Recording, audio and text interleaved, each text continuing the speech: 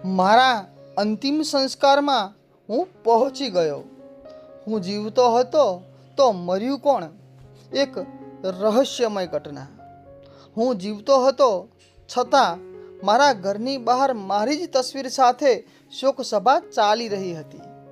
જ્યારે હું અંદર ગયો ત્યારે બધા લોકો ચીસો પાડીને ભાગી ગયા, કારણ કે તેઓ માનતા હતા કે હું 3 દિવસ પહેલાં મરી ગયો હતો. 3 દિવસ પહેલાં એક ભયંકર અકસ્માત થયો હતો. મારી જેવી જ દેખાતી એક વ્યક્તિનું મૃત્યુ થયું.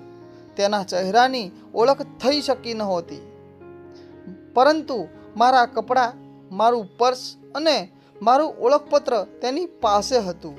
બધાએ માની લીધું કે મરી ગયો એ હું જ છું. એ દરમિયાન હું બેભાન હાલતમાં એક દૂરના ગામની હોસ્પિટલમાં હતો. જ્યારે મને ભાન આવ્યું ત્યારે હું સીધો મારા ઘરે દોડ્યો. ઘરની બહાર સફેદ તંબુ હતો. લોકો રડી રહ્યા હતા. મારી જ તસવીર પર ફૂલોનો હાર ચડાવવામાં આવ્યો હતો. હું અંદર ગયો અને ધીમેથી બોલ્યો, હું પાછો આવી ગયો. એક ક્ષણ માટે આખું ઘર શાંત થઈ ગયું.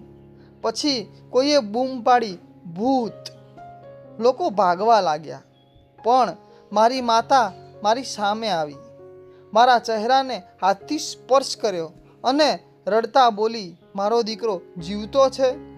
પણ વાર્તા અહીં પૂરી નહોતી.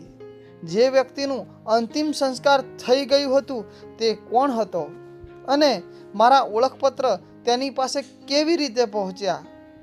આ પ્રશ્નનો જવાબ આજે પણ કોઈ પાસે નથી. કેટલાક રહસ્ય જ રહી જાય છે.